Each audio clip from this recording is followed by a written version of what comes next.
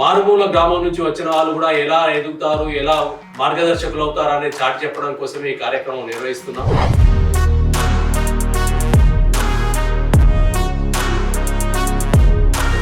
ఉన్నదేదో చూసుకోరా, ఇక్కడనే కళ్ళ ముందు ఉంటాం అనేది ఒకటి ఉండేది. మనం ఎదగాలి అంటే కొంత మనం ధైర్యం చేయాలండి. యుఎస్ లో ఎక్కడ చేశారు, ఏ కంపెనీలలో చేశారు, అప్పుడు ఎన్నేళ్ళు చేశారు? యుఎస్ లో నేను 1996లో వెళ్ళానండి. 96 నుంచి 2000 సంవత్సరం వరకు అమెరికాలో. ఇప్పుడంటేనే వర్క్ ఫ్రమ్ హోమ్ ఉంది, అప్పుడు లేదు కదా. మరి అప్పుడే పరిస్థితి ఏంటి? కారుని శుభ్రం చేసుకోవాల్సిందే, ఆఫీస్కి వెళ్ళాల్సిందేనండి. విజన్ అనే పేరు మనం సాధారణ ఇంగ్లీష్ భాషకు సంబంధించింది కాదు. అది ఏ రకంగా మీకు ప్రేరణ కలిగించింది ఆ పేరు? .com ఎవల్యూషన్ అంటారు కదా, దాంట్లో విపరీతంగా కంపెనీలు రిజిస్టర్ అయినాయి. దాంతో వెబ్సైట్ దొరకడం, కంపెనీ పేరు దొరకడం కొద్దిగా చాలా కష్టంగా ఉండేది.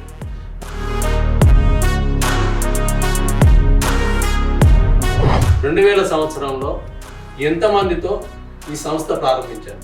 8 మంది ఉద్యోగులతో మొదలుపెట్టానండి కార్యక్రమం.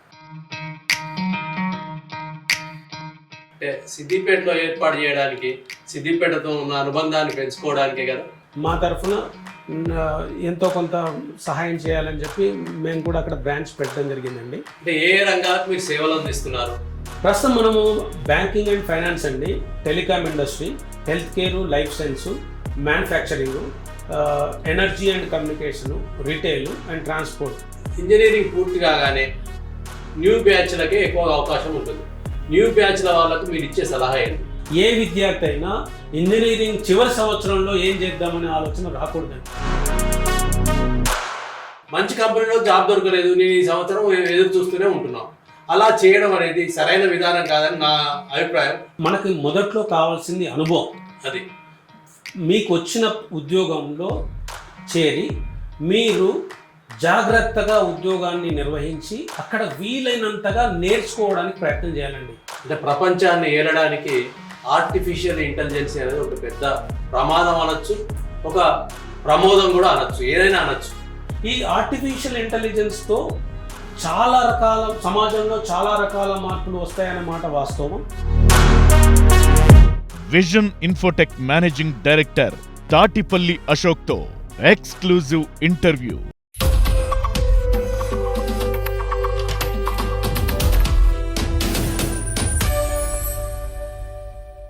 Welcome, Real Talk with AK. మనం ఇప్పుడు తెలంగాణ రాజధాని హైదరాబాద్లో సైబర్ టవర్ అనగానే సాఫ్ట్వేర్ రంగానికి ప్రసిద్ధి. సాఫ్ట్వేర్ రంగం ప్రారంభమైంది సైబర్ టవర్ నుంచి అని చెప్పుకోవచ్చు. సైబర్ టవర్ అంటేనే ఒక పెద్ద గుర్తింపు. అలాంటి సైబర్ టవర్ లో Q4 9th బ్లాక్ లో ఉన్నాం. మామూలుగా రియల్ టాక్ విత్ ఏకే అనగానే ఏదో ఒక ప్రముఖునితో చేయడం సాధారణం. అలా సాఫ్ట్వేర్ రంగం ప్రముఖునితో మనం ఇప్పుడు చేద్దాం. విజన్ ఇన్ఫోటెక్ అనే సంస్థ ఇందులో ఉంది. సుమారు 5,000 మంది ఉద్యోగులతో వివిధ రాష్ట్రాలతో పాటు కాకుండా వివిధ దేశాలలో దాని శాఖలు ఉన్నాయి. శాఖోపశాఖలుగా విస్తరించిన విజన్ ఇన్ఫోటెక్ కు అశోక్ తాటిపల్లి గారు CEO గారు. వారిని ఇప్పుడు మనం పరిచయం చేసుకుందాం. నమస్కారం అంజయ్ గారు. నమస్కారం. మీకు S6 ప్రేక్షకులందరికీ నమస్కారం. అశోక్ తాటిపల్లి గారు సిద్దిపేట జిల్లాలోని ఒక మారుమూల గ్రామం నుంచి వచ్చారు. ఈ విషయం చెప్తే సమయోచితంగా ఉంటుందనే మనం చెప్తున్నాం. మారుమూల గ్రామం నుంచి వచ్చిన వాళ్ళు కూడా ఎలా ఎదుగుతారు, ఎలా మార్గదర్శకులు అవుతారు అనేది చాటి చెప్పడం కోసమే ఈ కార్యక్రమం నిర్వహిస్తున్నాం. సిద్దిపేట జిల్లా ఒకప్పటి మిరుదొడ్డి మండలం కాజీపూర్కు చెందిన వాసివారు. కాజీపూర్లో వారి కుటుంబం ఉండేది. వారి నాన్నగారు సర్పంచ్ గా పనిచేసిన సందర్భాలు ఉన్నాయి చాలా సంవత్సరాలు. వారు రాజకీయ రంగం కాదు, వ్యాపార రంగానికి సంబంధించిన వారు. రాజకీయ రంగం, వ్యాపార రంగం రెండింటినీ మిళితం చేసిన కుటుంబం, ఒక పెద్ద ఉమ్మడి కుటుంబం. ఆ ఉమ్మడి కుటుంబం గురించి, వారి జీవితం గురించి, వారి బాల్యం గురించి అశోక్ గారు వివరిస్తారు. అయ్యా, మీరు అన్నట్టుగా మాది కాజీపురం ఒక చిన్న పల్లెటూరు అండి, మారుమూల గ్రామం. సో ఒకప్పుడు ఆ కాలంలో అయితే బస్ సౌకర్యం కూడా ఉండేది కాదు. భూంపల్లి నుంచి నడుచుకుంటూ వెళ్ళాల్సిన పరిస్థితి. మీరు అన్నది వాస్తవమే. మా నాన్నగారు సర్పంచ్ అయిన తర్వాత ఆయన కృషి వల్ల మా గ్రామానికి బస్సు కూడా వచ్చింది. ఆ కాజీపూర్లోనే నేను 10th వరకు అక్కడే చదువుకున్నాను. మేము 5 అన్నదమ్ములము, ఒక చెల్లెలు. పెద్ద కుటుంబం, పెద్ద ఉమ్మడి కుటుంబం, దిగువ మధ్య తరగతి కుటుంబం. అక్కడ నుంచి వచ్చానండి. అయితే మీరు అన్నట్టుగా చాలా మంది యువకులకి పెద్ద ప్రశ్న ఉంటుంది. అయ్యా, నేను ఒక పేదర కుటుంబం నుంచి వచ్చాను, లేదా పల్లెటూరులో చదువుకున్నాను, నేను తెలుగు మీడియంలో చదువుకున్నాను, నాకు అవకాశాలు వస్తాయా, నేను జీవితంలో వృద్ధి చెందగలుగుతానా అనే సమస్య గురించి బాగా ఆలోచిస్తుంటారు. ఇప్పుడంటే తెలుగు మీడియం, ఇంగ్లీష్ మీడియం ఇవన్నీ వచ్చినాయి. అవును, ప్రభుత్వ పాఠశాలలు కూడా ఇంగ్లీష్ మీడియంలోకి మారిపోయినాయి. అవును. ఆ కాలంలో అసలు ఇంగ్లీష్ మీడియం అనే వర్డే విని ఉండరు. ఇంగ్లీష్ మీడియం పాఠశాలలు అనేది ఎక్కడ ఉంటాయో కూడా తెలియదు ఆ పరిస్థితి. అవును, ఆ కాలంలో ఎక్కడ ప్రభుత్వ పాఠశాలలు తప్ప మిగతా పాఠశాలలు ఏవి ఉండేవి కావు. అవును. అట్లాంటి కాలం మీరు చదువుకున్న కాలం కానీ మేము చదువుకున్న కాలం కానీ. కాజీపూర్ లో ఒక హై స్కూల్ ఉంది అంటే అప్పుడు ఎవరు చేరాలన్నా చుట్టుపక్కల గ్రామాల వాళ్ళంతా కాజీపూర్ కి వచ్చి పాఠశాలలో చేరేవారు. ఆ తర్వాత సిద్దిపేట డిగ్రీ కళాశాలలో చేరేవారు. అలాంటి కుటుంబం నుంచి వచ్చారు, అలా చదువుకున్నారు మీరు. అప్పటి బాల్య పరిస్థితులు అదేనండి. అప్పుడు మీరు అన్నట్టుగా ఇప్పటి టెక్నాలజీ లేదు, ఇప్పుడున్నంత ఎక్స్పోజర్ లేదు, ఉన్న తక్కువ సౌకర్యాలతోనే అక్కడ చదువుకున్నాం. అక్కడ నుంచి సిద్దిపేట రావడం జరిగింది. ఇంటర్మీడియట్, డిగ్రీ అంతా సిద్దిపేటలో చదువుకున్నాను. సిద్దిపేటలో విద్యాభ్యాసం అయిపోయిన తర్వాత హైదరాబాద్ రావడం జరిగింది. హైదరాబాద్ లో కంప్యూటర్ అప్లికేషన్స్ లో కోర్స్ చేశాను. ఆ కోర్సు చేయడం వల్ల డిగ్రీ వరకు కూడా సిద్దిపేటలోనే ఉన్నాను. అప్పటికి కంప్యూటర్ పరిచయం లేదండి, లేదు. కంప్యూటర్ లేదు. డిగ్రీలో బిఎస్సీ ఎంపీసీ చేశాను. ఎంపీసీ చేసిన తర్వాత అప్పుడంతా డిగ్రీ చదివిన తర్వాత జనరల్ గా అందరూ చేసేది బీఈడి. మనకు తెలిసినంత బీఈడి చేయడం, టీచర్లు ఉద్యోగం సంపాదించడం. అట్లా నాకు కూడా ఎంట్రన్స్ లో బీఈడి వచ్చిందండి. నేను అసలు బీఈడి కూడా చేయడం జరిగింది అందరిలాగే. కానీ ఆ తర్వాత అందరిలాగే నేను ఒక టీచర్ గా ఉండిపోవాలా, ఇంకేదైనా అవకాశాలు ఉన్నాయా అని చాలా మందితో సంప్రదించిన తర్వాత అప్పుడప్పుడే సాఫ్ట్వేర్, కంప్యూటర్ అప్పుడప్పుడే ఇంట్రడ్యూస్ అయిందండి. అవును, దేశంలో. అది దానికి మంచి భవిష్యత్తు ఉంటుందని చాలా మంది పెద్దలు చెప్పడం వల్ల ఆ కంప్యూటర్ కోర్సులో చేరడం జరిగింది. కంప్యూటర్ ఒక 1 year డిప్లొమా కోర్స్ చేసిన తర్వాత నాకు ఢిల్లీలో నేషనల్ ఇన్ఫర్మాటిక్స్ సెంటర్, దానిలో నాకు ప్రోగ్రామర్గా ఉద్యోగం వచ్చింది. అక్కడ 6.5 సంవత్సరాలు నేను ఢిల్లీలో పనిచేశాను. 6.5 సంవత్సరాల ఢిల్లీ అనుభవాలకు ఏమైనా ఉన్నాయా ప్రత్యేకంగా చెప్పుకోదగ్గ అనుభవాలు? కొన్ని ఉంటాయి కదా, మన జీవితంలో రకరకాల అనుభవాలు ఉంటాయి. అయ్యా, మొదటిసారి ఒక రాష్ట్రాన్ని వదిలి దేశ రాజధానికి వెళ్ళాం. అంటే ఎక్కడో ఉద్యోగం చేస్తాడు మా అబ్బాయి అంటే ఇంట్లో వెల్లడిచ్చే వాళ్ళు కూడా కదా అప్పుడు. ఆ కాలం పరిస్థితి అదే. ఉన్నదేదో చూసుకోరా, ఇక్కడనే కళ్ళ ముందు ఉంటాం అనేది ఒకటి ఉండేది. ఢిల్లీలో తర్వాత విదేశాల్లోకి మారుతున్నారు అంటే ఇప్పుడు ఉండేది కాదు, అంత ప్రోత్సాహం ఉండేది కాదు. అంటే అప్పటి కుటుంబ నేపథ్యంలో అది. మీరు ఢిల్లీలో అందుకే ఆ అనుభవాలు ఏముంటాయి? ఇప్పటికి కూడా కొంతమంది, నాకు చాలా మంది తారసపడుతుంటారు. ఇప్పటికి కూడా వాళ్ళు ఉన్న ఊర్లోనే ఉద్యోగం కావాలి, ఉన్న దగ్గరే అనుకూలమైన ఉద్యోగం రావాలి అని అనుకుంటారు. మేము ఆ కాలంలోనే మొదటిసారిగా దేశ రాజధానిలో ఉద్యోగం చేసాం. అంటే నా ఉద్దేశంలో మనం ఎదగాలి అంటే కొంత మనం ధైర్యం చేయాలండి. వచ్చిన అవకాశాన్ని అందిపుచ్చుకొని కొద్దిగా కష్టమైనా ఎక్కడైనా మంచి అవకాశం ఉంటే అది వదులుకోకూడదండి. చాలా మంది లేదు ఇంట్లోనే ఉండు, ఇంటి దగ్గరే పని చేయి అనే ఆలోచన ఉండడం వల్ల మీకు డెవలప్మెంట్ జరగదు. మీరు అన్నట్టు ఒక నేషనల్ ఇన్ఫర్మేటిక్స్ సెంటర్ అనేది ఒక ఐకానిక్ కంపెనీ. ఆ రోజు చాలా దేశంలో మొత్తం దేశమంతా గవర్నమెంట్ ఆఫీస్ లో నెట్వర్క్ సాఫ్ట్వేర్ అందించిన పెద్ద సంస్థ అండి. దానిలో చాలా చాలా నేర్చుకోవడం జరిగింది. చాలా మంచి అనుభవం వచ్చిందండి ఆ సంస్థలో పనిచేయడం వల్ల. ఆ అనుభవంతో నాకు అమెరికాలో పనిచేసే అవకాశం వచ్చింది. అంటే తర్వాత మీరు బిట్స్ పిలాని చేశారు కదా? అవునండి. అంటే అమెరికా వెళ్ళిన తర్వాత చేశారా లేకపోతే ఢిల్లీలో ఉన్నప్పుడే నేను బిట్స్ పిలానీలో చేస్తే ఇంకా అభివృద్ధికి అవకాశం ఉంది, మంచి సాఫ్ట్వేర్ రంగానికి కానీ ఇంకేదైనా కానీ ఉద్యోగానికి అవకాశం ఉంది అనేది అప్పుడు తెలిసి బిట్స్ పిలాని.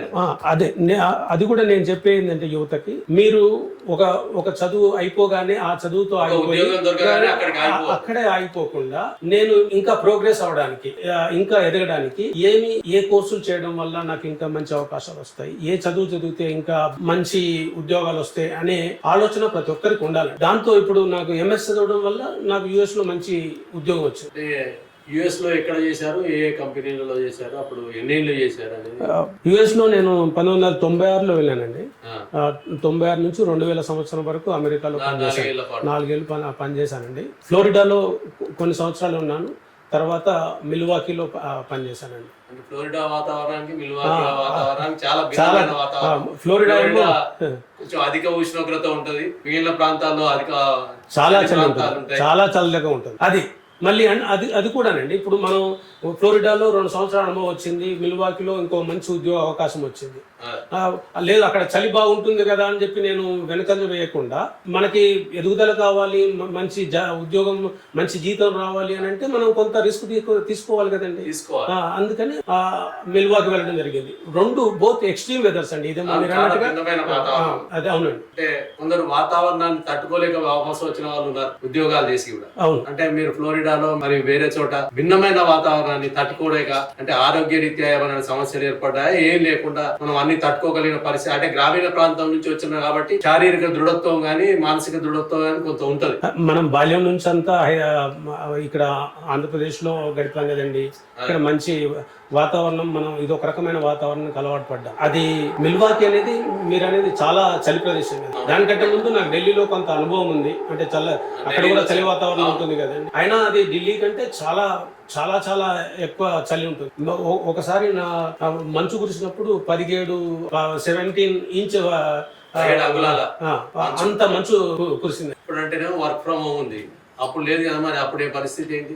మీరు ఎంత చలి ఉన్నా, ఎంత మంచు కురిసినా మనం కారుని శుభ్రం చేసుకోవాల్సిందే, ఆఫీస్ కి వెళ్లాల్సిందేనండి. అప్పుడు వర్క్ ఫ్రమ్ హోమ్ అనే అవకాశం అప్పుడు లేదండి. అంటే ఆ అనుభవం మీకు ఎలా భవిష్యత్తు ఆలోచనలకు దారి తీసింది? అమెరికాలో ఖచ్చితంగా మన యొక్క ఆలోచన విధానాన్ని మారుస్తుంది. మీరు పనిచేసే సంస్థ గాని, పనిచేస్తున్న వ్యక్తులు గాని, వాళ్ళ ద్వారా మనం చాలా ఇప్పుడు అమెరికా గురించి ఇప్పుడు కొత్తగా చెప్పేది ఏం లేదండి. అందరికీ ఇప్పుడు అమెరికా ఏంటి, అమెరికాలో ఏం జరుగుతుంది అనేది అందరికీ తెలిసిన విషయమే. కానీ ఏంటంటే ఒక వివిధ రకాల వ్యక్తులతో పరిచయాల ద్వారా మనకు మన యొక్క మానసిక వికాసం బాగా అభివృద్ధి చెందుతుందండి. అక్కడ సాంకేతిక విప్లవం వచ్చిన తర్వాత ఎక్కడేం జరుగుతుందో నిమిషాల్లో తెలిసిపోతుంది, కొన్ని క్షణాల్లోనే తెలిసిపోతుంది. అప్పుడు అమెరికాలో ఉన్న కొడుకు ఏం చేస్తుందో తెలియదు, అట్లాంటి పరిస్థితులు కూడా ఉంటాయి. అప్పుడు మీకు ఏర్పడిన మిత్ర బృందం ఒక కొత్త రూపము, కొత్త ఆలోచన ధోరణితో ముందుకు వచ్చింది. ఆ మిత్ర బృందం ఎవరు, ఏంటి? ఈ ఆలోచన రంగం ఒక సాఫ్ట్వేర్ జాబ్ వదిలి ఒక సాఫ్ట్వేర్ ఇండస్ట్రీ ఏర్పాటు చేయాలని ఒక ఆలోచన ఎందుకు వచ్చింది? చేస్తే ఒడిదొడుకులు ఉంటాయని అప్పుడు ఏమైనా భావించారా, లేదా అప్పుడు ఉన్న పరిస్థితులు ఏంటి? మొదటి నుంచి నేను కొద్దిగా రిస్క్ తీసుకునే స్వభావం అండి. ఇప్పుడు ఒక సెంట్రల్ గవర్నమెంట్ జాబ్, స్థిరమైన ఉద్యోగాన్ని వదిలేసేసి అమెరికా వెళ్ళిపోయాను. అఫ్ కోర్స్ అమెరికా అవకాశం అనేది ఒక మంచి అవకాశమైనా కూడా అది కొత్తగా ట్రై చేద్దాం అనే భావనతో అక్కడికి వెళ్ళడం జరిగింది. అట్లాగే ఇప్పుడు అమెరికాలో పనిచేస్తున్నాము, మంచి ఉద్యోగం ఉంది. కానీ నేను ఎప్పుడు కూడా అమెరికాలో స్థిరపడాలనే ఆలోచన నాకు ఎప్పుడు లేదండి. కొత్త అక్కడ వెళ్ళాలి, అనుభవం సంపాదించాలి, మన దేశానికి వెనక్కి రావాలనే నా ఆలోచనతో ఉన్నాను. ఆ విషయం నా మిత్రులతో కూడా నేను పంచుకునేవాడిని. అంటే ఆ కాలంలో వేతనాలు ఎలా ఉండేవి? ఇప్పటికంటే ఇప్పుడైతే చాలా ఉన్నాయి, లక్షల్లో ఉన్నాయి. ఆ కాలంలో ఎలా ఉండేది? సంవత్సరానికి $40,000 మొదలయ్యేదండి. ఇంకా మనం పనిచేసిన దాన్ని బట్టి $1,00,000, $1,50,000 దాకా ఉద్యోగాలు ఉండేదండి. అయితే అప్పుడు మనకు $1 to రూపీస్ $32. అప్పటి పరిస్థితుల ప్రకారం అప్పుడు మంచి జీతాలే ఉన్నాయి. అప్పటికి కూడా మంచి సంపాదన మంచిగానే ఉండేది. అంటే మీరు ఒక 6 మిత్ర బృందంతో కలిసి ఒక సంస్థ ఏర్పాటు చేశారు. 6 మిత్రులు ఎవరు, ఏంటి? అమెరికాలో నేను మిల్వాకీలో పనిచేసింది జీఈ హెల్త్ కేర్ లో పనిచేసాను. ఇండియా వాళ్ళేనా, లేదా మన తెలంగాణ వాళ్ళేనా, ఉమ్మడి ఆంధ్రప్రదేశ్ వాళ్ళ, లేకపోతే?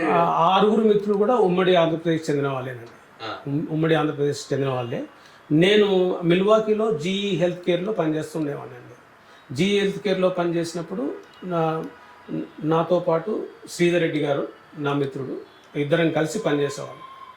ఆయనకి ఆల్రెడీ ఆయన నాకంటే చాలా ముందు ఉంది. ఆయనకి అమెరికాలో ఒక కంపెనీ కూడా ఉండిందండి. అతని కంపెనీలో ఉపేంద్ర కుమార్ రెడ్డి, మాధవ్ రెడ్డి 3 పార్ట్నర్స్గా వాళ్ళు ఒక కంపెనీ నడిపిస్తున్నారు ఆల్రెడీ వాళ్ళు. నేను వాళ్ళ కంపెనీలో అప్పుడు నేను ఎంప్లాయీ అండి. ఆ కంపెనీ ద్వారా నేను జీ హెల్త్ కేర్లో కాంట్రాక్టర్గా పనిచేస్తున్నాను. అట్లా మాకు వీళ్ళతో మిత్రత్వము, పరిచయం ఏర్పడింది. అయితే అతని కంపెనీ నడిపించడంతో పాటు అతను పనిచేసేవాడు శ్రీధర్ నేను ఒకే దగ్గర పనిచేసేవాళ్ళం.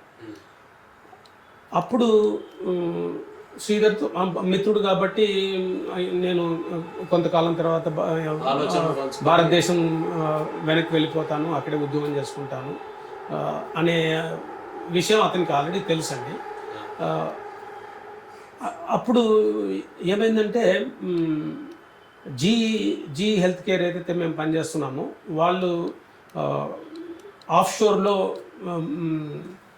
ఒక కంపెనీ కోసం చూస్తున్నారు. వాళ్ళ మేము చేస్తున్న ప్రాజెక్ట్ని ఆఫ్షోర్లో ఇవ్వడానికి వాళ్ళు రకరకాల ఇండియా కంపెనీస్తో సంప్రదింపులు జరిపారు. ఆ జరుపుతున్న విషయం శ్రీధర్కి తెలిసినప్పుడు నాతో చెప్పడం జరిగింది. ఇట్లా మనం ఏదైతే మనం పనిచేస్తున్న ప్రాజెక్టులో కొంత భాగం ఇండియాకి ఇవ్వడానికి వాళ్ళు చూస్తున్నారు, వివిధ కంపెనీతో సంప్రదింపులు జరుపుతున్నారు అని చెప్పినప్పుడు మాకు సడన్గా ఆలోచన వచ్చింది, మనమే ఒక కంపెనీ ఎందుకు పెట్టకూడదు, ఆ ప్రాజెక్టు మనమే ఎందుకు తీసుకోకూడదు అనే ఆలోచన వచ్చింది. అప్పుడు నేను అన్నాను, ఒకవేళ జీ కనుక సంసిద్ధత వ్యక్తం చేసినట్టయితే నేనే వెనక్కి వెళ్ళి ఆ ప్రాజెక్టు హ్యాండిల్ చేస్తానని చెప్పడం జరిగిందనమాట. ఆ రకంగా అది కంపెనీ యొక్క స్థాపన ఆలోచన వచ్చిందండి. అంటే అప్పటికి హైదరాబాద్లో సాఫ్ట్వేర్ రంగం పెద్దగా పరిచయం తక్కువే. అంటే హైదరాబాద్లోనే పెట్టాలనే ఆలోచన ఎందుకు వచ్చింది? లేకపోతే అప్పుడు ఢిల్లీయో బెంగళూరు అక్కడ సాఫ్ట్వేర్ రంగం బెంగళూరులో ఎక్కువగా ఉండేది, అవునండి, బాంబేలో. మరి హైదరాబాద్లో తక్కువ కదా. ఆయన ఇక్కడ మీరు ఏర్పాటు చేయడం వల్ల, అంటే మీలాంటి వారు సంస్థలు ఏర్పాటు చేయడం వల్ల ఇక్కడ సాఫ్ట్వేర్ రంగం ఇంకా కొంచెం అభివృద్ధి చెందడానికి కొంత దోహదపడింది అనొచ్చు. మీరు కూడా హైదరాబాద్లోనే ఏర్పాటు చేయాలనే ఆలోచన ఎందుకు వచ్చింది? అంటే మీ ప్రాపర్లో అనేది కోరికనా లేకపోతే? అది డెఫినెట్గా అదొక కారణం అండి. ఇప్పుడు మీరు అన్నట్టుగా బెంగళూరు అంతా హైదరాబాద్ సాఫ్ట్వేర్ అభివృద్ధి చెందకపోయినా అప్పటికి హైదరాబాద్లో సాఫ్ట్వేర్ రంగం బాగానే విస్తరించింది. అట్లా ఏం లేదు. మనం హైదరాబాద్ చెందిన వాళ్ళం కాబట్టి హైదరాబాద్లో మేమంతా తెలుగు వాళ్ళం కదండి. ఇప్పుడు నేను చెప్పిన మేము నలుగురం కాకుండా శుభకర్ రెడ్డి, రాజ్ మున్నంగి, ఇంకో ఇద్దరు, ఆరుగురం కలిసి మేము విషన్ ఇన్ఫోటెక్ అనే కంపెనీ పెట్టాలని నిర్ణయం తీసుకోవడం జరిగింది. ఆ రకంగా మేము విజన్ అనే పేరు మనం సాధారణ ఇంగ్లీష్ భాషకు సంబంధించింది కాదు. అది ఏ రకంగా మీకు ప్రేరణ కలిగించింది? ఆ పేరు ఏంటి? ఏం లేదండి, ఒక కంపెనీ పెట్టినప్పుడు కంపెనీ పేరు కొద్దిగా అట్రాక్టివ్గా ఉండాలి, దాంతోపాటు సాఫ్ట్వేర్ కంపెనీ కాబట్టి కంపెనీకి ఒక వెబ్సైట్ కూడా ఉండాలి కదండి అని రకరకాల పేర్లను వెతుకుతూ ఉన్నాం. అప్పటికే 2000లో చాలా కంపెనీలు వచ్చాయండి. .com ఎవల్యూషన్ అంటారు కదా, దాంట్లో విపరీతంగా కంపెనీలు రిజిస్టర్ అయినాయి. దాంతో వెబ్సైట్ దొరకడం, కంపెనీ పేరు దొరకడం కొద్దిగా చాలా కష్టంగా ఉండింది. అందుకని మా మిత్రుడు ఉపేంద్ర అతను ఆ కంపెనీ పేరు వెతకడంలో అతను విషన్ అనేది చూశాడు. జర్మన్లో ఒక వర్డ్, అది నాలెడ్జ్ అనే వర్డ్ అండి. అందరికీ బాగా నచ్చింది. అదృష్టం కలిసి వచ్చి నిజంగా ఆ పేరు మాకు బాగా కలిసి వచ్చి మంచి వృద్ధిలోకి వచ్చిందండి ఆ పేరు వల్ల. మీ అమ్మా నాన్నలు ఏం చేసేవారు ఏంటి? అదేనండి, నాన్నగారేమో వ్యాపార కుటుంబం నుంచి వచ్చాడు. తర్వాత మా ఊర్లో 10 సంవత్సరాలు సర్పంచ్గా కూడా పనిచేశాడండి. చిన్న వ్యాపారం ఉండేది. అమ్మ హౌస్ వైఫే ఉంది. అంటే ఉమ్మడి కుటుంబం. నాన్నగారి పేరు? నాన్నగారు కీర్తిశేషులు తాటిపల్లి సోమలింగం అండి. మా అమ్మగారు ఇప్పుడు ప్రస్తుతం మాతోటే ఉన్నారు. మా అమ్మ భూలక్ష్మి. అంటే మీరు ఎందరు అన్నదమ్ములు? 5గురు అన్నదమ్ములు? 5గురు అన్నదమ్ములు అండి, ఒక చెల్లెలు. ఒక అన్నయ్య ప్రస్తుతం మా ఊర్లోనే ఉంటాడు. ఒక అన్నయ్య, ఒక తమ్ముడు, ఇద్దరు గతించారు. ఇంకొక తమ్ముడు, మా చెల్లెలు ఇక్కడ హైదరాబాద్లో ఉంటారు. భూములు అట్లాంటివి ఏమైనా ఉన్నాయా? లేదా కొద్దిపాటి భూములు ఉన్నాయండి. అంటే అనుబంధం ఉన్నది. వీలు కుదిరినప్పుడల్లా ఊరు వెళ్తుంటాము. అక్కడ వాళ్ళ ప్రజలతో మంచి సంబంధాలు ఉన్నాయి. వాళ్ళ సాధక బాధకాల్లో పాలు పంచుకుంటాను. చాలాసార్లు మండల స్థాయి లెవెల్లో కూడా హెల్త్ క్యాంపులు పెట్టడం కూడా జరిగింది. ఇప్పుడు మా wife doctor Rajani doctor Rajani అండి, ఆవిడ ఇక్కడ ఫేమస్ గైనకాలజిస్ట్. హాస్పిటల్ కొంపల్లిలో కోనార్క్ హాస్పిటల్స్ అని ఆవిడ కోనార్క్ హాస్పిటల్ నడిపిస్తుందండి. మీరేమో ఇక ఎన్ని ఏళ్ళ నుంచి అయినా ఉండి అక్కడ నుంచి బోయినపల్లి నుంచి వస్తున్నారు. మీ వైఫ్ రజని గారేమో కొంపల్లి దాకా వెళ్తున్నారు. అవునండి. కొంత దూరభారం అని ఎప్పుడు ఫీల్ అయ్యే పరిస్థితులు ఏమైనా వచ్చాయా? అట్లాంటిది ఏం లేదు. ఇప్పుడు బోయినపల్లి నుంచి ఆఫీస్కి రావాలంటే గంట పైన పడుతుందండి ఒక్కోసారి ట్రాఫిక్ ఉన్నప్పుడు.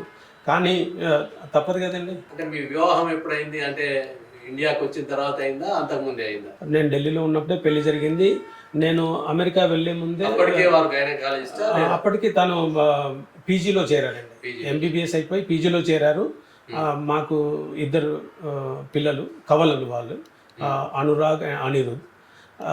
అప్పుడే పిల్లలు పుట్టడం జరిగింది. పిల్లలు పుట్టిన ఒక 3-4 నెలల తర్వాతనే నాకు అమెరికా వెళ్ళే అవకాశం వచ్చింది.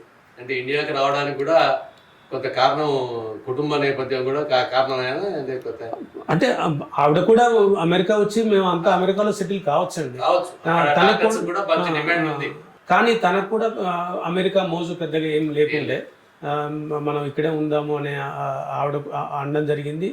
నేను కూడా పెద్దగా అక్కడే స్థిరపడాలనే ఆలోచన కూడా లేదు. 2000 సంవత్సరంలో ఈ కంపెనీ స్థాపించారు. వాళ్ళు హాస్పిటల్ ఎప్పుడు స్థాపించారు? చింతల్లో ఒక క్లినిక్ ఉండింది. తను ఒక 10 సంవత్సరాలు ఆ క్లినిక్ నడిపించింది. ఆ తర్వాత మా సొంత బిల్డింగ్ కట్టుకుని ఒక పెద్ద హాస్పిటల్ కొంపల్లో ప్రారంభించామండి. ఒక 11 సంవత్సరాలు అవుతుంది కొంపల్లో పెట్టి. కోనార్క్ హాస్పిటల్స్. 2000 సంవత్సరంలో ఎంతమందితో ఈ సంస్థ ప్రారంభించారు? అంటే ఉద్యోగులు అప్పుడు సులభంగా దొరికారా, లేదా మీరు ఏదైనా ట్రైనింగ్ ఇవ్వాల్సిన పరిస్థితి ఏర్పడదా? సాధారణంగా ఇప్పటికి కూడా వివిధ సంస్థలు ఉద్యోగంలో చేర్చుకున్న తర్వాత శిక్షణ ఇస్తున్నాయి, వారికి అనుకూలమైన శిక్షణ. అప్పుడు ఉండే పరిస్థితి ఏంటి? మేము వెనక్కి వచ్చి కంపెనీ స్థాపించినప్పుడు 8 మంది ఉద్యోగులతో మొదలుపెట్టానండి కార్యక్రమం. 8 మంది ఉద్యోగులతో మొదలుపెట్టాను. అప్పుడు నేను కూడా స్వయంగా పనిచేసేవాడిని. అంటే నేను అక్కడ పనిచేసిన అనుభవము, వాళ్ళతో నాకున్న రిలేషన్స్తో ఎఫిషియెంట్గా సర్వీస్ డెలివరీ చేసామండి కస్టమర్కి. వాళ్ళు అంటే కొత్త కంపెనీ, వీళ్ళు ఎట్లా చేస్తారో అనే సంశయం అయితే కస్టమర్కి ఉంటుంది కదండి. కానీ కొద్ది కాలంలోనే వాళ్ళ సంశయాన్ని పటాపంచలు చేసి చాలా పెద్ద పెద్ద కంపెనీలు ఏ రకమైన క్వాలిటీ సర్వీసెస్ ఇస్తాయో ఆ రకమైన నాణ్యమైన సర్వీసెస్ మేము అందించామండి. నాణ్యమైనతో పాటుగా టైం బౌండ్ సర్వీస్ ఇచ్చాం. సో చాలా కొద్ది కాలంలోనే 10 మందితో మొదలుపెట్టిన వ్యాపారం బేగంపేటలో స్టార్ట్ చేసామండి. బేగంపేటలో మొదలుపెట్టాం. 10 మందితో స్టార్ట్ చేసినప్పుడు చాలా ఒక సంవత్సరం లోపే 50 మంది వరకు పెరిగారండి. మేము చేసిన వర్క్ వల్ల కస్టమర్ చాలా ఇంప్రెస్ అయిపోయి మాకు ఆ కంపెనీ ఎక్కువ వర్క్ ఇవ్వడం మొదలుపెట్టారు. కొత్త కొత్త ప్రాజెక్టులు ఇవ్వడము మమ్మల్ని బాగా ప్రోత్సహించారండి. మేము కూడా అంతే కష్టపడి పనిచేస్తామండి. విస్తరణ దిశగా అంటే అది హైదరాబాద్కే పరిమితం కాకుండా విస్తరణ దిశగా వెళ్ళాలనే ఆలోచన ఎందుకు వచ్చింది?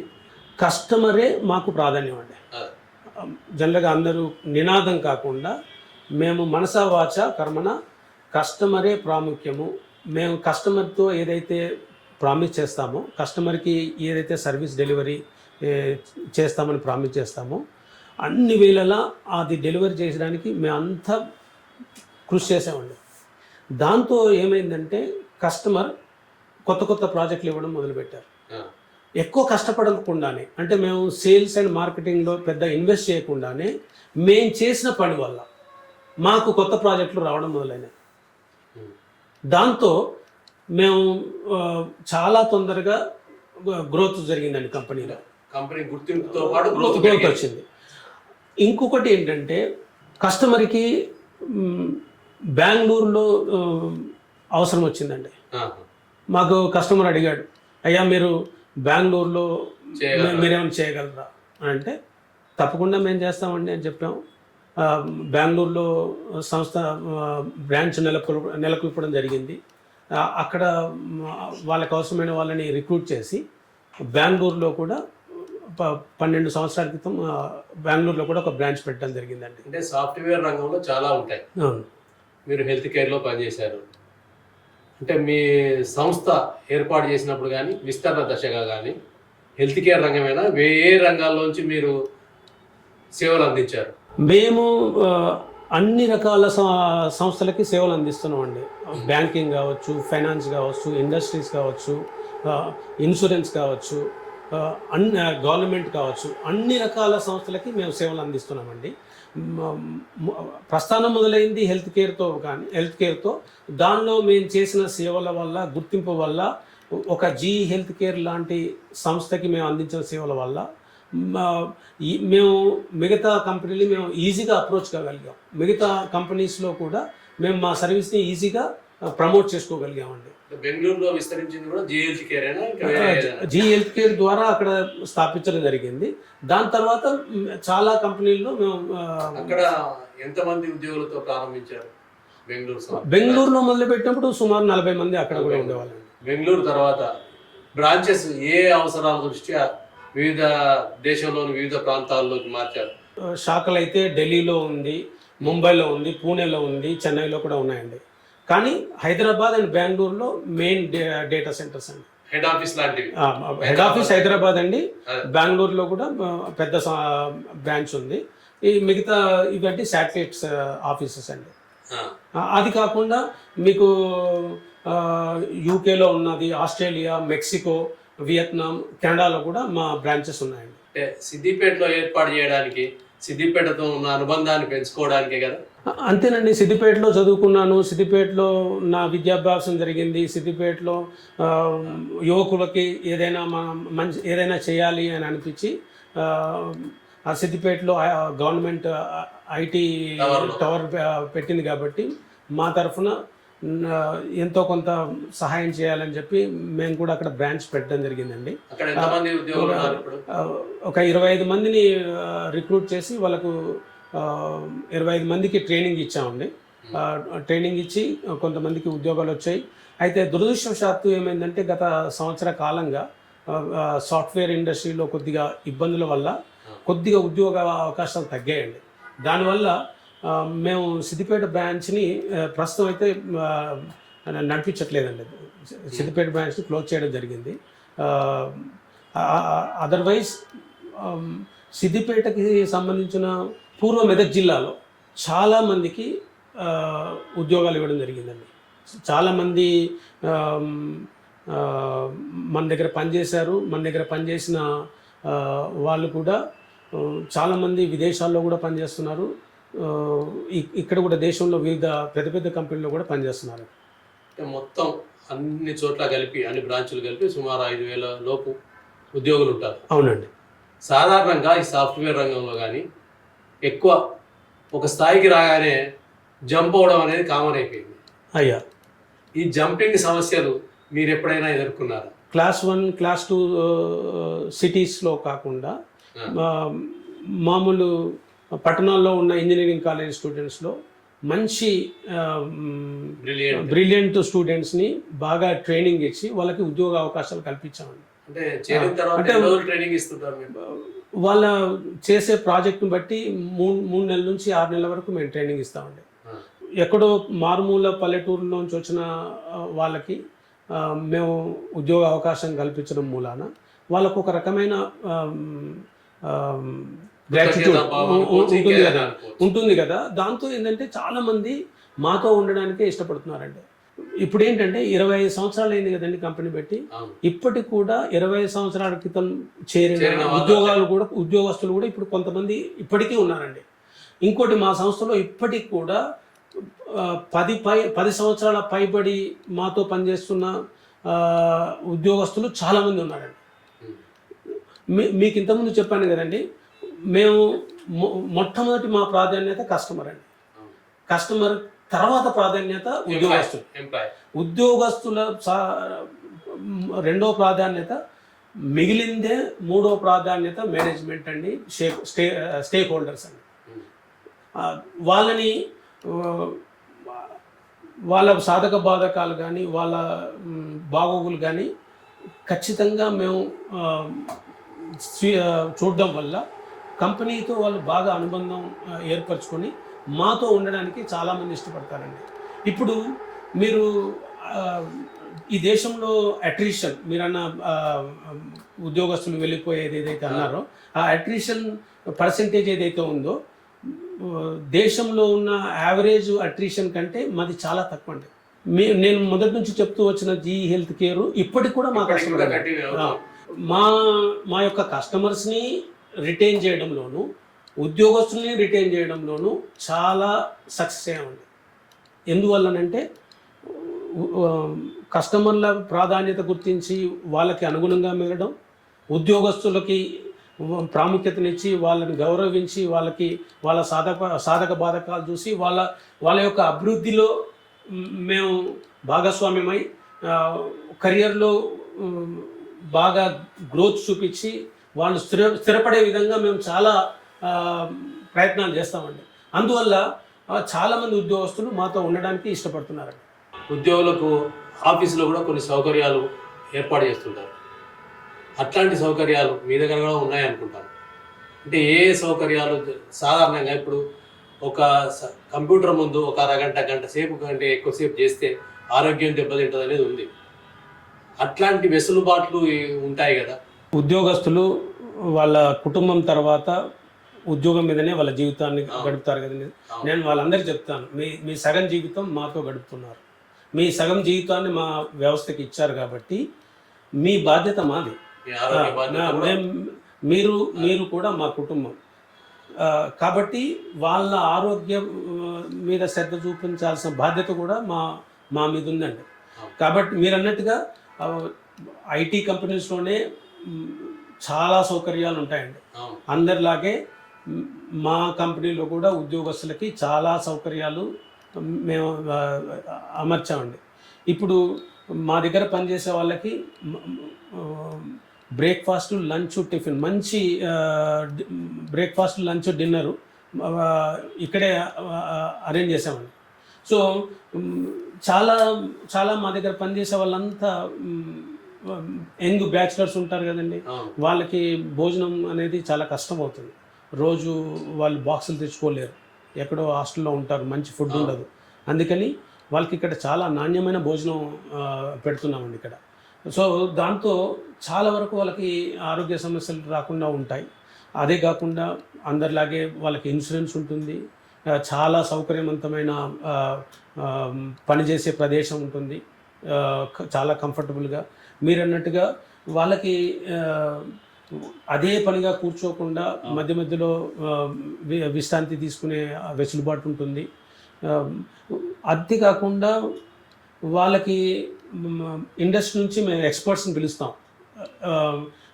వాళ్ళు వీళ్ళకి హెల్త్ విషయంలో ఎట్లా జాగ్రత్తలు తీసుకోవాలి, తర్వాత హెల్త్ ఒకటే కాదండి, వాళ్ళ ఫినాన్సెస్ని ఎట్లా మేనేజ్ చేసుకోవాలి, రకరకాలుగా వాళ్ళకి మేము ట్రైనింగ్స్ ఇస్తామండి. మా దగ్గర ఒక పెద్ద ట్రైనింగ్ డిపార్ట్మెంటే ఉందండి. మా దగ్గర చేరినంత మాత్రాన ఏదో మేము ఉద్యోగం చేయించుకొని వదిలించుకునేట్టు కాకుండా వాళ్ళ యొక్క పూర్తి బాధ్యతను తీసుకొని పూర్తిగా ఈ ఉద్యోగంలో వాళ్ళు సక్సెస్ కావడానికి మా పూర్తి ప్రయత్నం మేము చేస్తున్నామండి. కొన్ని సంస్థలు యోగా, మెంటల్లీ డెవలప్మెంట్ కోసం శిక్షణ అట్లాంటివి కొన్ని ఇస్తుంటారు. అట్లాంటివి కూడా అయ్యా అన్నీ మీరు చెప్పినవన్నీ ఇక్కడ జరుగుతున్నాయి. అన్ని కార్యక్రమాలు ఇక్కడ జరుగుతున్నాయండి. అంటే మీకు ఎక్కువగా సపోర్ట్ ఇస్తుంది ప్రభుత్వ ప్రాజెక్టులా లేదా ప్రైవేట్ ప్రాజెక్టులు? ఎక్కువ శాతం మా కస్టమర్లు అంతా అమెరికా కస్టమర్సేనండి. ఇక్కడ ఇండియన్ కస్టమర్స్ కూడా ఉన్నారు. దానిలో కొంత శాతం మాకు ప్రభుత్వం ప్రాజెక్ట్స్ కూడా చేస్తున్నామండి. కానీ ప్రాధాన్యం అంతా మేము ప్రైవేట్ ప్రాజెక్ట్స్ మీదనే, మోస్ట్లీ యుఎస్ బిజినెస్ మీదనే మేము ఫోకస్ చేస్తున్నామండి. అంటే ఏ రంగాలకు మీరు సేవలు అందిస్తున్నారు? ప్రస్తుతం మనము బ్యాంకింగ్ అండ్ ఫైనాన్స్ అండి, telecom industry, health care, life science, manufacturing, energy and communication, retail and transport, ఇవన్నీ రంగాలకు సేవలు అందిస్తామండి. అందులో ప్రధానమైన రంగం హెల్త్ కేర్, బ్యాంకింగ్ అయినా ఇంకేమైనా? ఇవన్నిట్లోనూ ఉన్నారండి కస్టమర్స్. సాఫ్ట్వేర్ రంగం అనేసరికి చాలా ఇంజనీరింగ్ కాలేజీలు వెల్లువలా వచ్చాయి. వెల్లువలా రావడంతో పాటుగా సరైన స్కిల్స్ అందించడం లేదనే సమస్య కూడా కొన్ని సందర్భాల్లో వింటున్నాం. అంటే ఇంజనీరింగ్ చదివిండు, సరైన స్కిల్స్ లేవు. తర్వాత చేర్చుకున్న ఇంజనీరింగ్ కాలేజీలోకి వెళ్ళి అపాయింట్మెంట్స్ చేసిన తర్వాత వాళ్ళకు స్కిల్స్లో శిక్షణ ఇవ్వాల్సిన పరిస్థితి చాలా సంస్థలకు ఏర్పడుతుంది. ఈ నేపథ్యంలో విద్యార్థులకు మీరు అందించే సలహా ఏంటి? స్టూడెంట్స్ ముఖ్యంగా ఒక విషయం గుర్తుపెట్టుకోవాలండి. ప్రస్తుతం సాఫ్ట్వేర్లో మంచి ఉద్యోగాలు ఉన్నాయి, మంచి భవిష్యత్తు ఉందని చెప్పి ప్రతి ఒక్కరూ కూడా కంప్యూటర్ సైన్స్లో చేరాలి, సాఫ్ట్వేర్ ఉద్యోగమే చేరాలి అని అనుకోవడంలో తప్పేం లేదండి. కానీ విద్యార్థి తన సామర్థ్యాన్ని గుర్తించాలి, తన ఇష్టాలను గుర్తించాలి. నిజంగా తనకి ఆ సామర్థ్యం ఉంది, ఆ ఇష్టం ఉంది, తను చేయగలడు అని అనుకుంటే తప్పకుండా ఇంజనీరింగ్లో చేరాలి. అండ్ ఇప్పటికైతే ప్రస్తుతానికి తప్పకుండా కంప్యూటర్ సైన్స్లోనే మంచి ఉద్యోగ అవకాశాలు ఉన్నాయండి. కానీ తల్లిదండ్రులు ముఖ్యంగా ఒక విషయాన్ని గమనించాలండి అంజయ్ గారు. ఏంటంటే పక్కవాడు ఏం చేస్తున్నాడో నా కొడుకు కూడా అదే చేయాలి అని కోరుకోవడం మాత్రం మంచిది కాదు. ఒకప్పుడు ఇంజనీరింగ్, డాక్టర్ కావాలని కోరుకునేవాళ్ళు. ఇప్పుడు అట్లాంటి పరిస్థితి లేదండి. ఇప్పుడు గెలీలియోకి వాళ్ళ నాన్న డాక్టర్ కావాలని అన్నాడటండి. నిజంగా వాళ్ళ నాన్న మాట విని ఆయన డాక్టర్ చదివింటే ఒక గొప్ప శాస్త్రజ్ఞుని మనం కోల్పోయాం. ఇప్పుడు మీరు మీ ప్రతి తల్లిదండ్రులకి నేను ఒక విజ్ఞప్తి చేస్తున్నానండి. నీ పిల్లల ఇష్టాలు ఏంటి గమనించండి. వాళ్ళు నిజంగా మీరేదైతే అనుకుంటున్నారో, అంటే డాక్టర్ కావాలనో ఇంజనీరింగ్ కావాలనో మీరేదైతే అనుకుంటున్నారో నిజంగా వాళ్ళకి ఆ ఇష్టం ఉందా? నిజంగా వాళ్ళు కోరుకుంటే వాళ్ళు కష్టపడి ఇష్టపడి చదువుతారు, తప్పకుండా దానిలో రాణిస్తారండి. ఆసక్తి ఉన్న రంగంలో రాణిస్తారు. అంతేగాని ప్రతి ఒక్కరు కూడా ఐఐటి చేయాలి, ప్రతి ఒక్కరు కూడా అమెరికా వెళ్ళాలి అని కోరుకోవడంలో ఆ పిల్లవాడికి ఇష్టం లేకున్నా ఇబ్బంది జరుగుతుంది, పిల్లవాడికి సామర్థ్యం లేకున్నా ఇబ్బంది జరుగుతుంది. ప్రతి గుర్రము రేస్లో పరిగెత్తలేదు కదండి. రేస్లో పరిగెత్తే గుర్రాలు ఉంటాయి, మామూలుగా ట్రాన్స్పోర్ట్లో వాడే గుర్రాలు ఉంటాయి, అంతే కదండి. కాబట్టి మీ అబ్బాయి ఏం చేయగలుగుతాడు? ఒకవేళ మీకు అది తెలుసుకోలేకపోతే, అంటే మీ అబ్బాయి ప్రతిభను మీరు గుర్తించలేకపోతే, అందరికీ తల్లిదండ్రులకి మా అబ్బాయి చేయగలడా చేస్తాడా అనేది తెలియకపోవచ్చు కండి. ఎక్స్పర్ట్ని సంప్రదించండి, ఎవరైనా తెలిసిన వాళ్ళని అడగండి. అది మా అబ్బాయి వీడి సామర్థ్యం ఇది చేయిస్తే ఏమవుతుంది అది కనుక్కోండి. ఎందుకంటే ఫోర్స్ఫుల్గా ఎవరినైనా మనం ఒక దానిలో పెట్టినట్టయితే ఒత్తిడికి గురయ్యే అవకాశం ఉంటే మనం చాలామంది ఇప్పుడు చూస్తున్నారు కండి, ఎన్నో ఆత్మహత్యలు జరుగుతున్నాయి. పిల్లవాడు ఆ స్ట్రెస్ తట్టుకోలేక, అందరూ ఆ స్ట్రెస్ని తట్టుకోలేరు. కాబట్టి దయచేసి తల్లిదండ్రులంతా పిల్లవాడి ఇష్టము, సామర్థ్యము ఈ రెండిటి ఆధారంగానే పిల్లవాడు ఏం చేయాలనేది నిర్ణయించండి. అందరూ ఐఏఎస్ కాలేరు, అందరూ డాక్టర్ కాలేరు, అందరూ ఇంజనీర్ కాలేరండి. ఇంజనీరింగ్లో కూడా రకరకాల విభాగాలు ఉంటాయి కదా. అవును, కొందరు సివిల్ ఇష్టం ఉండొచ్చు, కొందరికి కంప్యూటర్స్ ఇష్టం ఉండొచ్చు, కొందరికి ఐటీ ఇష్టం ఉండొచ్చు, కొందరికి ట్రిపుల్ ఈ ఇష్టం ఉండొచ్చు, రకరకాలుగా ఉంటాయి. వాళ్ళ ఆసక్తి గమనించడానికి తల్లిదండ్రులు సాధారణంగా వాళ్ళు విద్యావంతులు కానప్పుడు మీరు ఇచ్చే సలహా ఏంటి? ఇంకొకటి, మీరు ఏమి చదవాలనుకున్నారో ముందే నిర్ణయించుకున్న తర్వాత, అంటే నేను బీటెక్ సివిల్ చేయదలుచుకున్నాను, బీటెక్ సివిల్ చేయాలనుకుంటే మీరు బీటెక్ సివిల్లోనే మీ భవిష్యత్తుని నిర్ణయించుకోండి. అంతేగాని చాలామంది చేయడమేమో బీటెక్ సివిల్ చేస్తారు, బీటెక్ మెకానికల్ చేస్తారు, అమీర్పేట వెళ్తారు, ఏదో ట్రైనింగ్ చేస్తారు, నాకు ఉద్యోగం కావాలని వస్తారు. దానివల్ల మీకు ఉద్యోగం వచ్చే అవకాశాలు చాలా తక్కువ. ఒకవేళ వచ్చినా కూడా కనిపించదు, మీరు రాణించలేరండి. మీరు బీటెక్ కంప్యూటర్ సైన్స్ చదివిన వాళ్ళతో మీరు కంపీట్ కాలేరు. కొద్దిమంది తెలివైన విద్యార్థులు సక్సెస్ అయిన సందర్భాలు ఉన్నాయి, కానీ మీకు ఉద్యోగం రావడంలో చాలా ఇబ్బందులు ఉంటాయి. కాబట్టి మీరు ఎంచుకునేప్పుడే జాగ్రత్తగా ఎంచుకోండి. ఏదో నాకు దొరికింది ఇది చేశాను, తర్వాత ఏదో ట్రైనింగ్ చేస్తాను, ఎట్లా నేను ఉద్యోగం సంపాదిస్తాను అనే ఆలోచన అయితే మీరు విరమించుకోండి. ఇప్పుడు ఒకప్పుడు అది సాధ్యమైందండి. ఇప్పుడు కాంపిటీషన్ యుగంలో ఇప్పుడైతే మీరు ఏదైతే ఎంచుకుంటారో దాన్నే మీరు కెరియర్గా నిర్ణయించుకోండి. దాని మీదనే మీరు డెవలప్ చేసుకోండి. ఆ పర్టికులర్ ఉద్యోగం కోసమే మీరు ప్రయత్నం చేయండి. అదే సాధారణంగా ఏం జరుగుతుందంటే అందరు సిఎస్సి కావాలని కోరుకుంటారు, అందులో సీట్ దొరకదు, ఐటీలోకి వెళ్తారు, ఐటీ కాకపోతే ట్రిపుల్ఈకి వెళ్తుంటారు. ఆ పరిస్థితులు ఉన్నాయి. అంటే సిఎస్సి తర్వాత ఐటీ వల్ల కూడా కొంత అవకాశాలు ఉన్నాయనేది వాళ్ళ ఆలోచన ధోరణిలో ఉంది. సిఎస్సి ఐటీ పర్వాలేదండి. సిఎస్సి ఐటీలో చేసిన వాళ్ళకి సాఫ్ట్వేర్లో ఉద్యోగాలు ఇబ్బంది ఏం లేదు. ట్రిపుల్ఈ కొంతవరకు వాళ్ళు ఎలక్ట్రానిక్స్లో కూడా చాలా మనకి ఉద్యోగ అవకాశాలు ఉన్నాయి కాబట్టి అందులో కూడా ప్రయత్నం చేయొచ్చు. కానీ కోర్ బ్రాంచెస్లో చేసిన వాళ్ళు మాత్రం కోర్ బ్రాంచెస్లో స్థిరపడడానికే వాళ్ళు ప్రయత్నం చేయాలి. అందులో కూడా మంచి ఉద్యోగాలు ఉన్నాయండి. ఇంకోటి ప్రతి వాళ్ళు కూడా నేను డిగ్రీ అయిపోయింది నేను ఉద్యోగమే చేయాలి అనేది ఏం లేదండి. మీరు సొంతంగా ఏదైనా వ్యాపారం పెట్టుకోగలరేమో అని ఆలోచన చేయండి. ఎందుకంటే మీరే 10 మందికి ఉపాధి కల్పించవచ్చు కదా. అంటే అలా సక్సెస్ కావడానికి సలహాలు ఇచ్చే సంస్థలు ఉన్నాయా?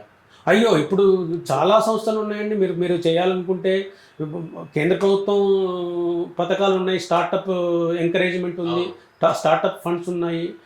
తెలంగాణ రాష్ట్రంలో కూడా టీ హబ్ అట్లాంటి సంస్థలు ఉన్నాయి. అందులో కూడా మీరు వాళ్ళని అప్రోచ్ అవుతే వాళ్ళు మీకు ఒక సంస్థని ఎట్లా స్టార్ట్ చేయాలి, ఎట్లా ఇన్వెస్ట్మెంట్స్ తెచ్చుకోవాలి అనే విషయాల్లో చాలా ట్రైనింగ్స్ ఇస్తారండి. అయితే అందరూ స్టార్టప్ కంపెనీలు పెట్టారు, కోట్లు సంపాదిస్తున్నారు, నేను కూడా దూకుతానని పూర్తి అవగాహన లేకుండా ఏదో ఒక చిన్న ఐడియా తీసుకొని దాంతో ఏదేదో చేసేద్దామని చెప్పి మన దగ్గర ఉన్న డబ్బంతా ఖర్చు పెట్టేసి ఇబ్బంది పడద్దండి. మీ దగ్గర ఒక ఐడియా ఉంది, ఆ ఐడియా నిజంగా అది సక్సెస్ అవుతుందా, ఈ స్టార్టప్ కంపెనీ పెడితే నేను నిజంగా దీన్ని నేను డెవలప్ చేయగలుగుతానా, సక్సెస్ అవ్వగలుగుతానా అని 1-4 సార్లు బాగా ఆలోచన చేసి ఇండస్ట్రీలో ఉన్న ఎక్స్పర్ట్స్ యొక్క సలహాలు తీసుకొని ముందుకు పోవాలండి. అంతేగాని ఏదో ఒక ఐడియాను పట్టుకొని అమ్మా నాన్న ఇచ్చిన డబ్బులన్నీ తీసుకెళ్ళి ఏదో స్టార్ట్ చేసేసి ఆ డబ్బులన్నీ ఖర్చు పెట్టేసి మళ్ళీ రోడ్డును పడకూడదు. అంటే ఒకప్పుడేమో సలహా ఇచ్చే సంస్థలు తక్కువగా ఉండేవి, ఇప్పుడు 4 చోట్ల మనం వెరిఫై చేసుకోవడానికి అవకాశం ఉంది. అది చేస్తే బాగుంటుందని మీరు అంటారు. అవునంతేనా? అవునండి. ఇంజనీరింగ్ పూర్తి కాగానే న్యూ బ్యాచ్లకే ఎక్కువ అవకాశం ఉంటుంది. న్యూ బ్యాచ్ల వాళ్ళకు మీరు ఇచ్చే సలహా ఏంటి? ఒక విద్యార్థి ఇంజనీరింగ్లో చేరాడంటేనే దాని అర్థం అండి ఎందుకు చేరాను అనే అవగాహన పూర్తిగా ఉండాలండి.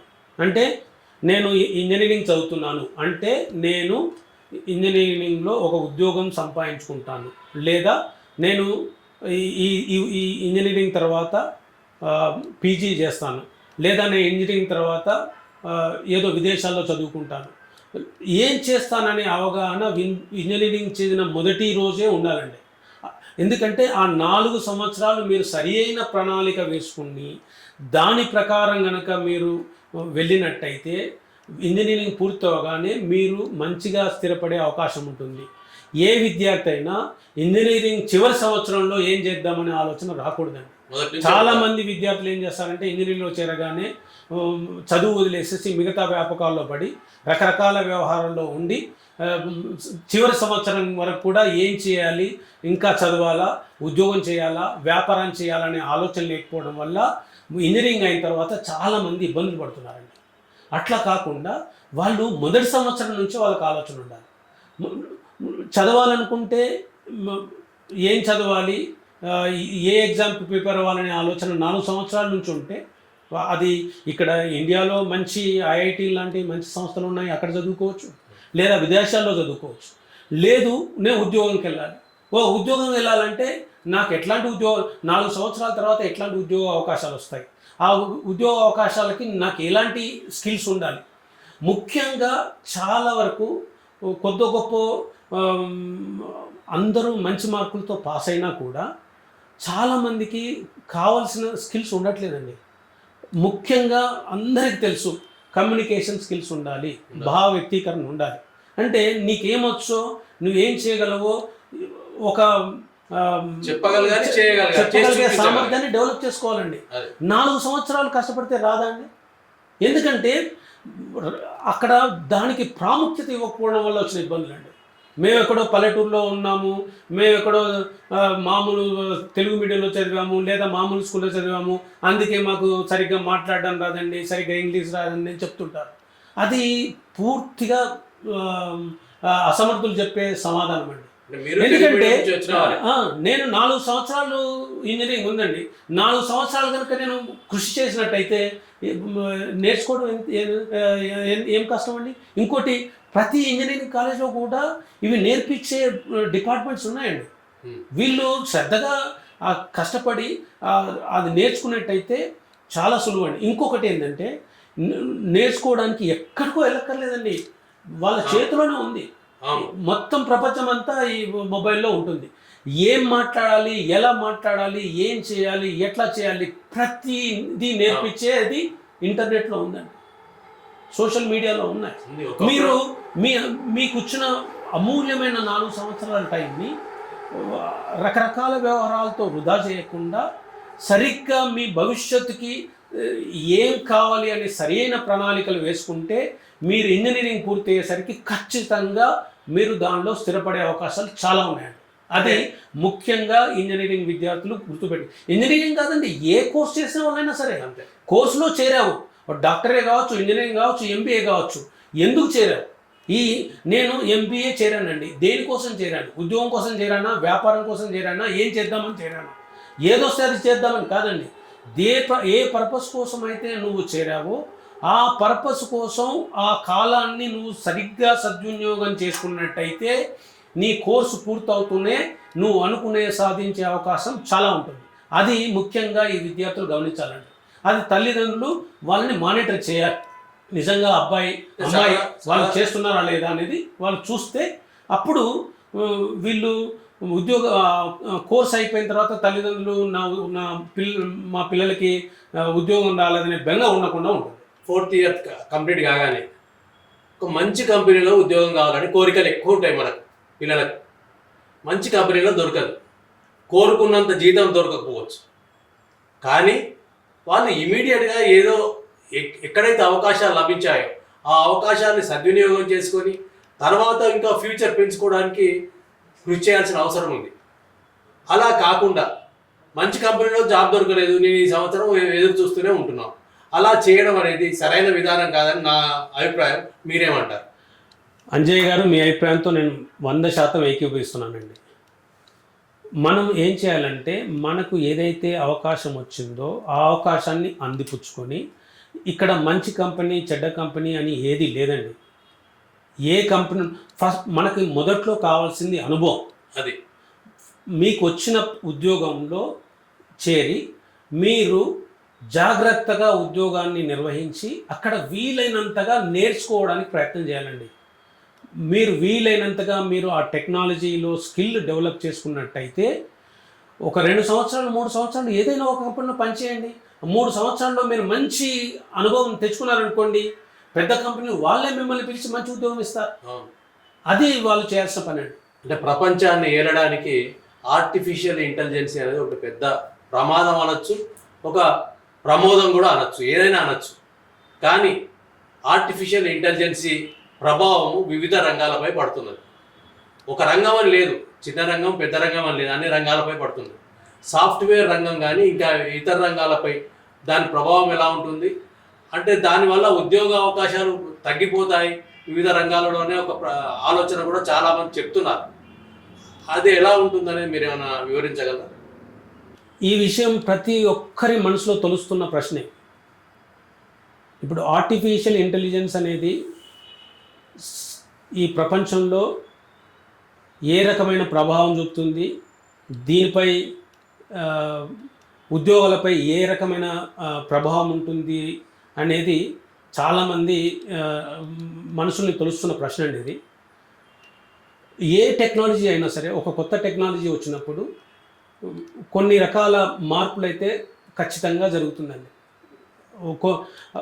ఇప్పుడు మనం మొదట్లో సాఫ్ట్వేర్ వచ్చినప్పుడు ఈ సాఫ్ట్వేర్ రావడం వల్ల ఉద్యోగాలు పోతాయా అనే సమస్య క్వశ్చన్ వచ్చిందండి. ఏమవుతుందండి, ఏదైనా కొత్త టెక్నాలజీ వచ్చినప్పుడు కొన్ని రకాల ఉద్యోగాలు కనుమరుగవడం అనేది జరుగుతుందండి. ఇప్పుడు టైపిస్టులు అనే ఉద్యోగం ఇప్పుడు లేదు కదండి, టైప్ రైటర్స్ లేవు. అట్లా అని చెప్పి మొత్తం ఉద్యోగాలు లేకుండా పోలేదు కదండి. సో టైపిస్ట్ల బదులు డేటా ఎంట్రీ ఆపరేటర్స్ అని వచ్చింది. సో ఒక టెక్నాలజీ మారడం వల్ల కొన్ని ఉద్యోగాలు పోవడం అయితే వాస్తవేనండి, కొన్ని కొత్త ఉద్యోగాలు సృష్టించబడతాయి. అయితే ఈ ఆర్టిఫిషియల్ ఇంటెలిజెన్స్తో చాలా రకాల సమాజంలో చాలా రకాల మార్పులు వస్తాయనే మాట వాస్తవం. చాలా ఇండస్ట్రీ మీద చాలా ప్రభావం చూపుతుందన్న మాట వాస్తవము. కొన్ని ఉద్యోగాల్లో మీద ప్రభావం చూపుతున్న మాట వాస్తవం కూడా వాస్తవమే. కానీ ఈ ఏఐ అనేది మొత్తం ప్రపంచం మీద ఏ రకమైన ప్రభావం చూపుతుంది, ఏ రకమైన మార్పులు తీసుకొస్తుంది, ఎట్లా జరుగుతుంది అనేది అప్పుడే అంచనా వేయడం కష్టమండి. ఇప్పుడు దీని ప్రభావం గురించి ఇంకా పరిశోధనలు జరుగుతున్నాయి. దీనివల్ల చాలా రకాల చాలా రకాల లాభాలు జరుగుతాయి, చాలా వృద్ధి జరుగుతుంది, కొన్ని రకాల ఉద్యోగాల మీద ప్రభావం ఉంటుంది. కానీ మనం తెలివైన వాడు చేయాల్సింది ఏంటంటే, ఈ కొత్త పరిజ్ఞానం ఏదైతే ఉందో, కొత్త టెక్నాలజీ అయితే ఉందో దాన్ని మనం నేర్చుకొని అందిపుచ్చుకోవాలి. అంతే, దానిలో ఉద్యోగం చేసుకునే సంపాదించుకునే ప్రయత్నం చేయాలి. ఎందుకంటే ఇప్పుడు ఒకప్పుడు మెయిన్ ఫ్రేమ్ కంప్యూటర్స్ అని ఉండేవి. మెయిన్ ఫ్రేమ్ కంప్యూటర్స్ చేసేవాడు అదే మెయిన్ ఫ్రేమ్లో కూర్చొని ఉంటే కనుక ఇప్పటికి ఉద్యోగం లేకుండా పోయేవాళ్ళు కదండి. చాలా మంది ఏం చేశారు, మెయిన్ ఫ్రేమ్ కంప్యూటర్స్ పోయింది, క్లయింట్ సర్వర్ టెక్నాలజీ అని వచ్చింది, దాన్ని నేర్చుకున్నారు, దానిలో ఉద్యోగాలు దొరికాయి, ఇంకా మంచి జీతాలు వచ్చాయి, ఉద్యోగాలు పెరిగాయి యాక్చువల్గా సాఫ్ట్వేర్లో. అట్లాగే సాఫ్ట్వేర్ అనేది చాలా డైనమిక్ అండి, చాలా డైనమిక్. ఇందులో మార్పులు చాలా త్వరగా వస్తాయి. ఒకప్పుడు ఎవల్యూషన్లో ఒక టెక్నాలజీ మారడానికి ఒకప్పుడు చాలా కాలం పెట్టేది. ఒక టెక్నాలజీ వచ్చిందంటే ఆ టెక్నాలజీ చాలా కాలం ఉండేది. కానీ ఇప్పుడు ఈ యుగంలో ఇప్పుడున్న టెక్నాలజీలో ఇప్పుడున్న సాఫ్ట్వేర్ ఒక 6 నెలల తర్వాత ఉండకపోయే అవకాశాలు ఉంటాయి, లేదా ఒక రెండు సంవత్సరాల్లో పూర్తిగా కనుమరుగయ్యే అవకాశాలు ఉంటాయి. కాబట్టి ముఖ్యంగా సాఫ్ట్వేర్లో ఉన్న వాళ్ళు ఏంటంటే వాళ్ళు ఎప్పుడూ కూడా నిత్య విద్యార్థిగానే ఉండాలండి. నేను మా ఎంప్లాయీస్కి ఇదే అడ్వైజ్ చేస్తుంటాను, you are a lifelong student. మీరెప్పుడు అప్ స్కిల్ చేసుకోవాల్సిందే, ఎప్పటికెప్పుడు కొత్తని నేర్చుకోవాల్సిందే. ఉద్యోగ భద్రత కావాలి, ఉద్యోగంలో ప్రోగ్రెస్ కావాలి అని అంటే మీరు ఈ ఇండస్ట్రీలో ఏ రకమైన మార్పులు వస్తున్నాయి, ఈ ఇండస్ట్రీలో కొత్త రక టెక్నాలజీస్ ఏమొస్తున్నాయి, నేను ఏం నేర్చుకోవాలి అనే ఆలోచన వీళ్ళకు ఉండాలి. నిరంతరంగా ఎప్పుడు నేర్చుకుంటూనే ఉండాలండి. ఎప్పుడైతే ఎప్పటికప్పుడు వాళ్ళు నేర్చుకుని వాళ్ళ స్కిల్ని అప్గ్రేడ్ చేసుకున్న వాళ్ళే ఈ ఇండస్ట్రీలో సర్వైవ్ అవుతున్నారు. అది కాదండి, ఇప్పుడు నేను ఈ కంపెనీకి ఫౌండర్ అండ్ CEO ఏమండి, 20 సంవత్సరాలుగా ఈ కంపెనీ నడిపిస్తున్నాను. ఈ రోజుకి నేను కూడా ఒక కోర్సులో చేరానండి. ఇప్పుడు హైదరాబాద్లో ఉన్న ఫేమస్ బిజినెస్ స్కూల్ ISBలో జనరల్ మేనేజ్మెంట్ ప్రోగ్రామ్ అనే కోర్సులో చేరానండి. ఇప్పుడు నేను కూడా ప్రస్తుతం క్లాసులు అటెండ్ అవుతున్నాను, నేను నేర్చుకుంటున్నాను. ఇప్పుడు మా ఇంట్లో చూసినట్టయితే నాకు మినీ లైబ్రరీ ఉంటుంది. రోజు కూడా కనీసం నేను 1 గంట సేపు ఏదో ఒకటి చదువుతూ ఉంటాను. మనం అప్గ్రేడ్ చేసుకోకపోతే, ఎప్పుడు కొత్తగా వస్తున్నాయి ఏంటో నేర్చుకోకపోతే మన అభివృద్ధి ఆగిపోతుందండి. అంటే ఇది పూర్తిగా సాఫ్ట్వేర్ వాళ్ళకు పూర్తిగా అప్లై అయినా, ఏ రంగం వాళ్ళకైనా కూడా ఇది అప్లై అవుతుంది. మీరు నేర్చుకోకుండా అక్కడే ఉండిపోయారనుకోండి, మీరు ఇప్పుడు మా భార్య డాక్టర్ అని చెప్పాను కదండి, MD గైనకాలజిస్ట్. ఆ MD గైనకాలజిస్ట్ ఆవిడ అక్కడే అయిపోలేదు. తర్వాత ఆవిడ ఇప్పటికీ ఏదో ఒకటి కొత్తగా నేర్చుకుంటూనే ఉంటుంది. తను ఇప్పుడు రకరకాల కోర్సులు చేసిందండి. ఈ టెక్నాలజీని వినియోగం కూడా వైద్య రంగంలో కూడా చాలా టెక్నాలజీ పెరిగింది. మీరు నమ్మరు, ఆవిడ ఇప్పుడు రోబోటిక్ క్లాస్ అటెండ్ అవుతుందండి. రోబోటిక్ పరిజ్ఞానాన్ని నేర్చుకుంటుంది. ఇప్పుడు ఆవిడ అంత సక్సెస్ఫుల్ డాక్టర్ అయ్యిండు కూడా ఈ రోజుకు అది నేర్చుకోవాల్సిన అవసరం వచ్చిందండి. అట్లా నేర్చుకుంటే ప్రగతి ఉంటుంది. కాబట్టి ప్రతి ఒక్కరు మనం తెలుసుకోవాల్సింది ఏంటంటే, మనం ప్రగతి కావాలి అని అంటే నిత్య విద్యార్థివై ఉండాల్సిందే. ఇదండి తాటిపల్లి అశోక్ గారి జీవితం, వారి నేపథ్యం, వారిచ్చే సలహాలు, వారు ఒక కంపెనీని స్థాపించి ఎలా విస్తరించారు, ఎలా చేశారు అనేది వివరించారు. ఇప్పుడు తాటిపల్లి అశోక్ గారి జీవితం పలువురికి ఆదర్శం కావాలని మనం కోరుకుందాం. ఆదర్శంగా స్వీకరించి వారు అభివృద్ధిలోకి చెందాలని మనం విజ్ఞప్తి చేస్తున్నాం. ఇదండి ప్రస్తుతం రియల్ టాక్ విత్ ఏకే. త్వరలో మీ ముందుకు మరో ప్రముఖుడు లేదా మరో సంస్థతో మరో ప్రాధాన్యత రంగంతో మీ ముందుకు వస్తాం. అశోక్ గారు ధన్యవాదాలు. ధన్యవాదాలండి అన్నయ్య గారు. ప్రేక్షకులు కూడా మా తరఫున ధన్యవాదాలు, కృతజ్ఞతలు. థ్యాంక్ యూ అండి.